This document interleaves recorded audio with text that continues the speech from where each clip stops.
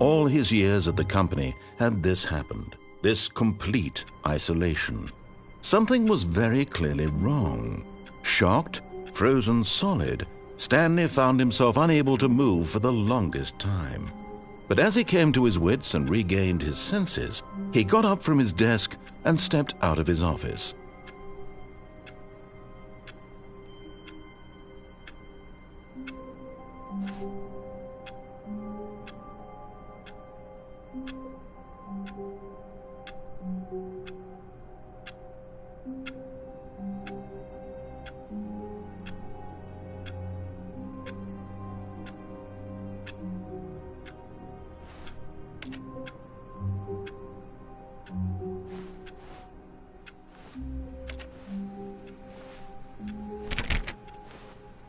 All of his co-workers were gone. What could it mean? Stanley decided to go to the meeting room. Perhaps he had simply missed a memo.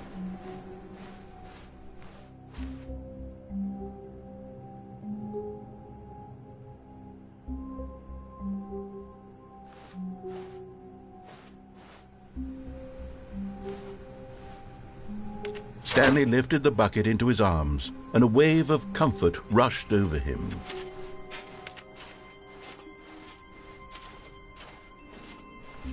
Stanley clutched the bucket tightly to his chest and entered the door on his left.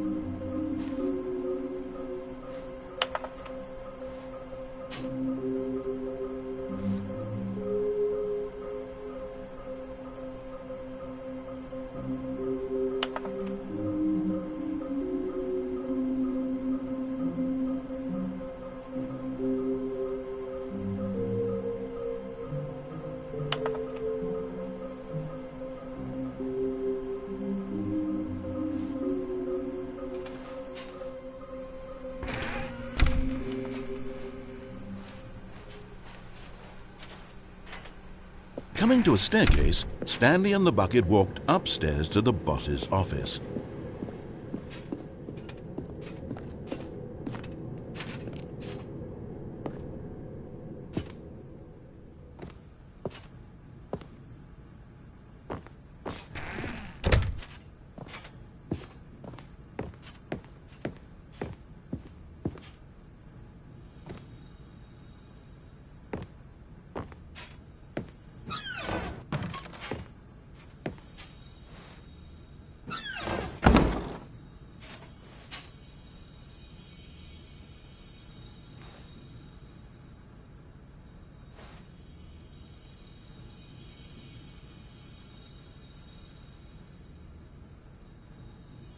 Another miniature Stanley figurine. This, there really must be a snappier name for these things. What about mini-stands? Stanley figs?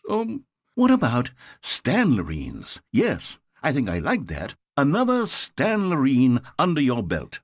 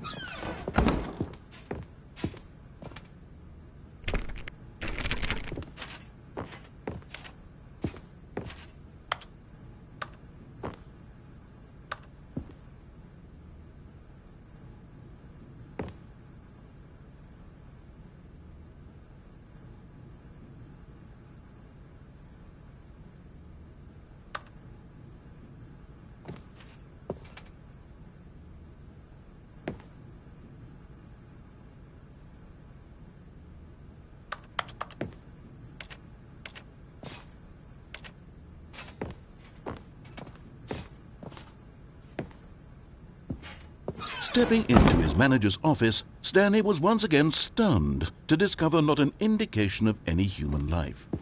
Crushed by the weight of this revelation, Stanley may have broken down into an emotional dumpster fire if not for the soothing presence of the bucket. Even now, in his darkest of hours, did the bucket's warmth and guiding light pierce the dark clouds of confusion and chaos. It would be with him always. The bucket would, and he knew it. The two of them were inseparable. At this point, Stanley was so absorbed in the tender spiritual connection he shared with the bucket that he didn't notice the keypad behind the boss's desk. Nor in his bliss of simply being near the bucket did he have any notion that the PIN number for the keypad was 2845.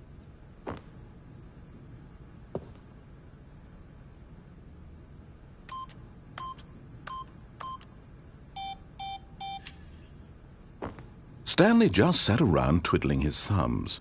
Trying to input anything on the device was useless, since he could never possibly know that the combination was 2845.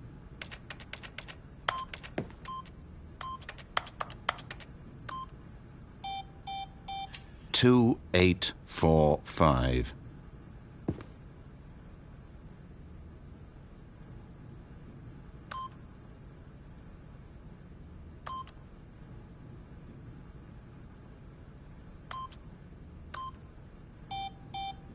Forgot, but it turns out that the panel's emergency override kicked in, and the door just opened all by itself, and Stanley got the hell along with the story.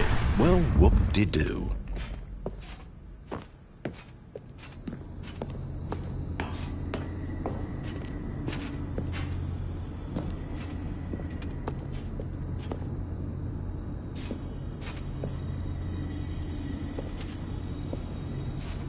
Okay, I'm going back to the name of these little Stanley figurines, and now I'm torn between Stanlerines and Figlies. What do you think, Stanley? What name better encapsulates the intrinsic sense of happiness that you get from seeing a small number in the corner of your screen go up by 1? Let me sit on it. I'm sure it will come to me.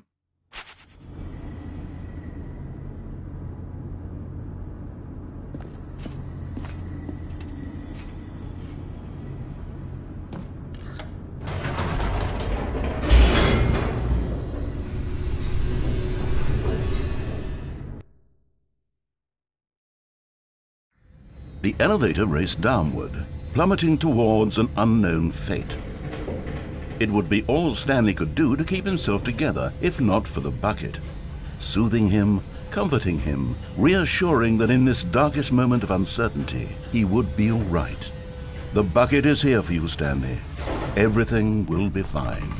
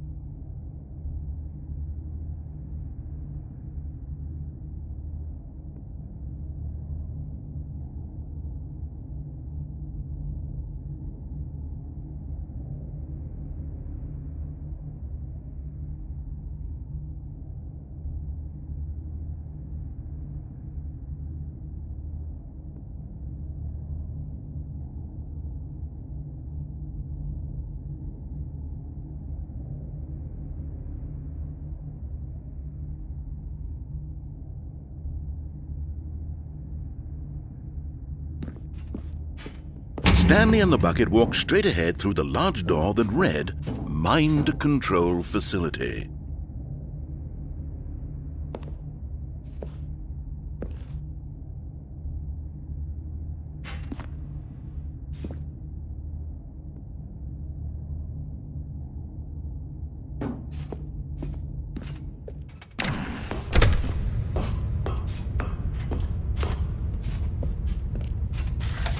The lights rose on an enormous room packed with television screens. What horrible secret did this place hold? Stanley and the bucket both wondered to themselves.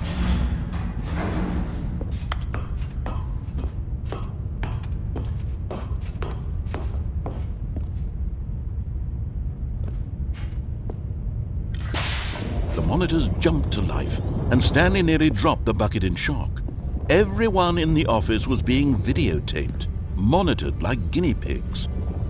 The bucket had never seen anything like this, and it very nearly burst into tears as Stanley cradled it gently, reassuring it that everything would be fine.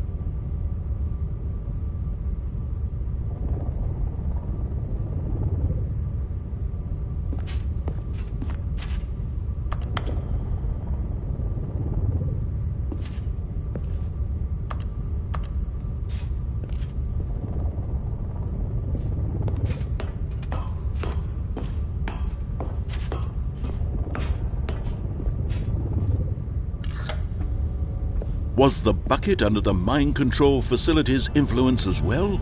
Had the bucket been told to do things it didn't wish to do? What kinds of things does a bucket want to do or not want to do in the first place? These questions raced furiously in Stanley's feeble mind. No! He screamed into the bucket. He couldn't accept it. His own life in someone else's control, never! He squeezed the bucket tighter. His one friend in the entire world.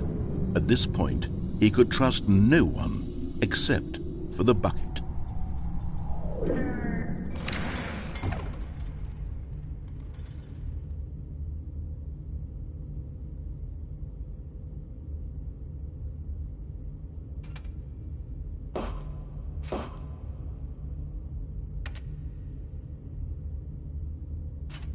But here was the proof. The heart of the operation. Controls labeled with emotions, happy or sad or content. Walking, eating, working, all of it monitored and commanded from this very place.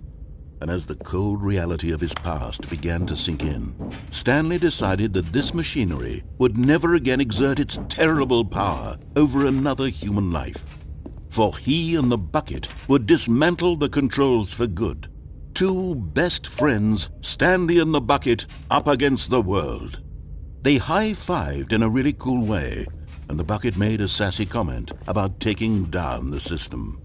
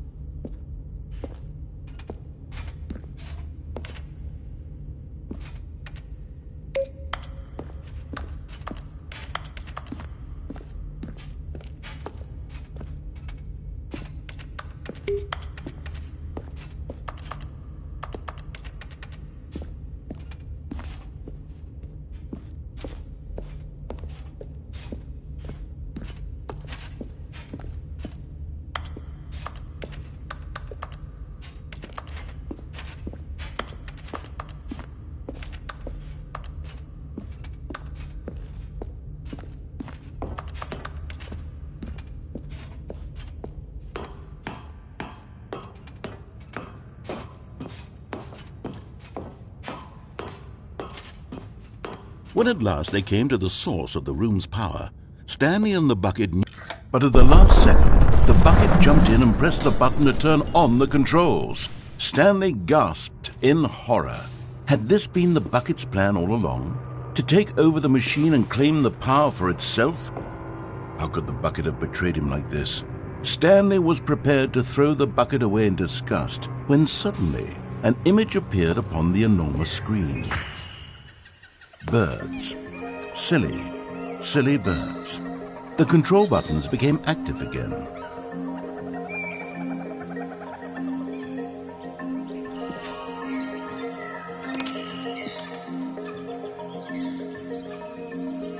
Stanley flipped through one video of silly birds after another, and then it dawned on him. This wasn't a mind control facility at all. It was a facility for monitoring and surveilling silly birds all over the world. The mind controls were only a facade to disguise its true intentions. Had the bucket known this all along? Stanley marveled at the metal genius in his hands, the one who had pointed him towards this incredible discovery. Stanley and the bucket never found freedom because they spent the rest of their lives here in this place, flipping through live streams of the silliest birds imaginable. Of all the possible paths his life could have taken, this one was surely the best. And Stanley was happy.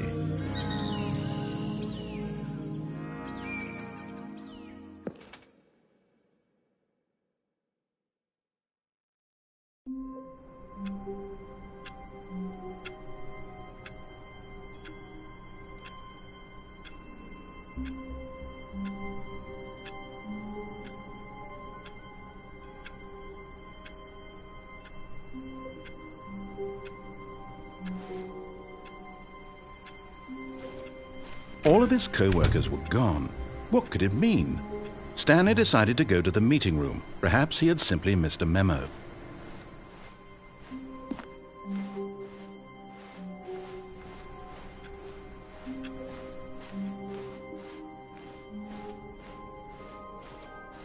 When Stanley came to a set of 2 open doors, he entered the door on his left.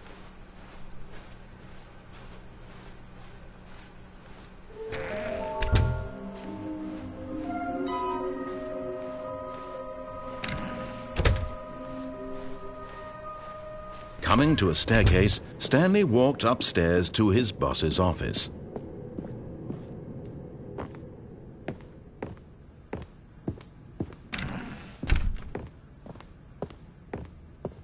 Stepping into his manager's office, Stanley was once again stunned to discover not an indication of any human life.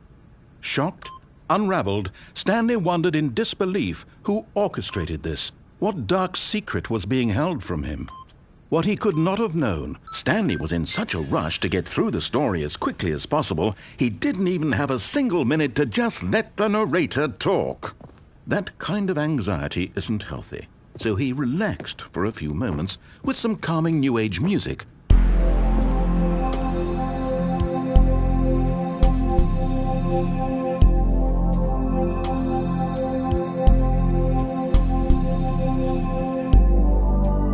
Feeling soothed and rejuvenated, Stanley calmly walked forward into the opened passageway.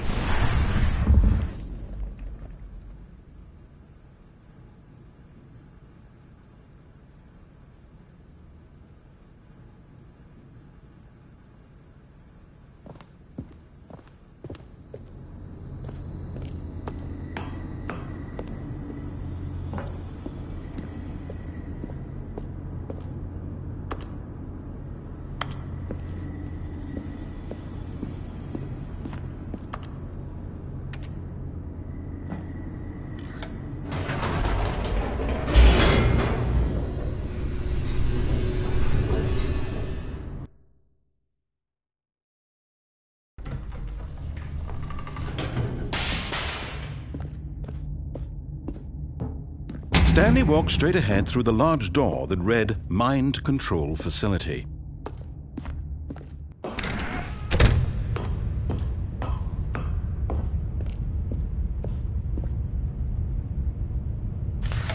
The lights rose on an enormous room packed with television screens. What horrible secret did this place hold? Stanley thought to himself. Did he have the strength to find out?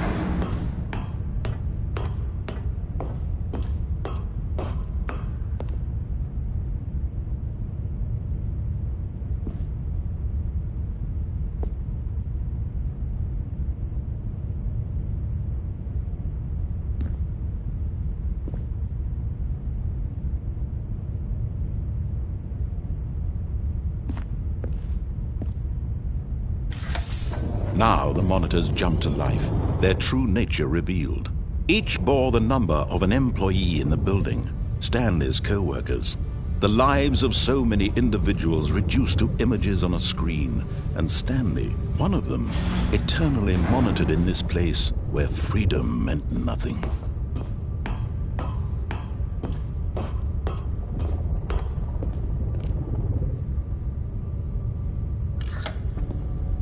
This mind control facility, it was too horrible to believe. It couldn't be true.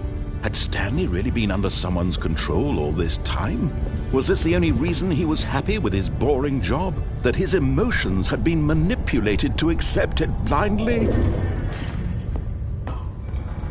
No, he refused to believe it. He couldn't accept it. His own life in someone else's control? Never! It was unthinkable, wasn't it? Was it even possible? Had he truly spent his entire life utterly blind to the world?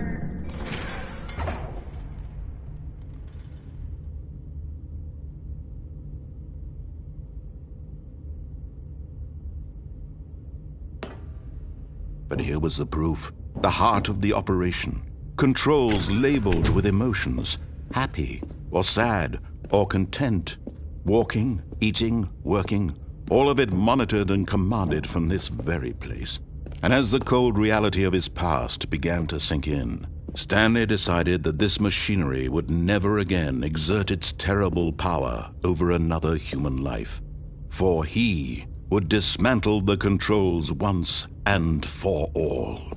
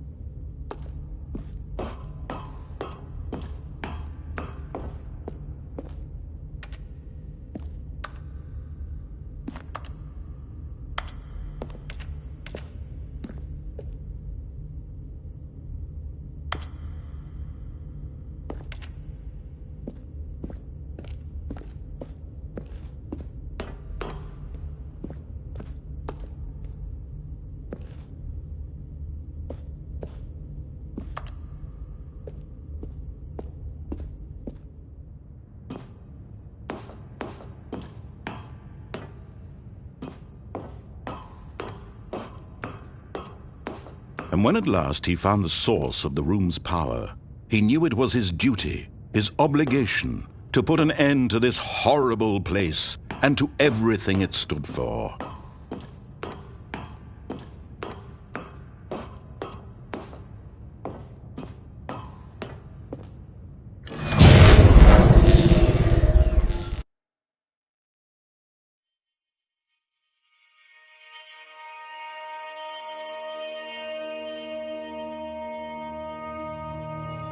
Blackness and a rising chill of uncertainty.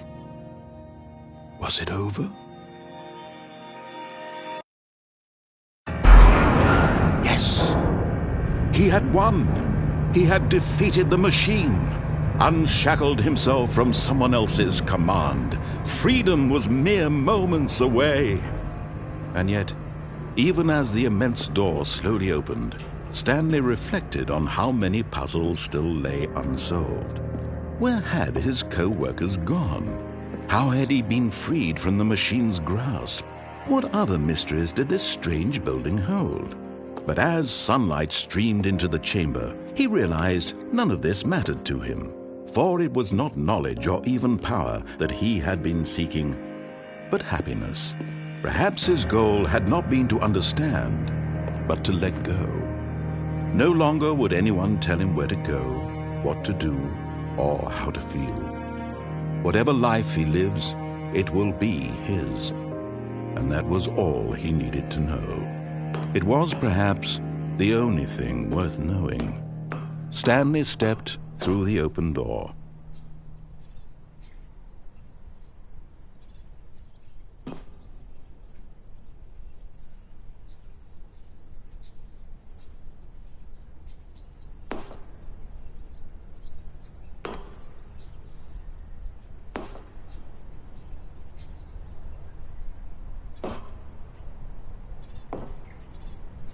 Stanley felt the cool breeze upon his skin, the feeling of liberation, the immense possibility of the new path before him. This was exactly the way, right now, that things were meant to happen. And Stanley was happy.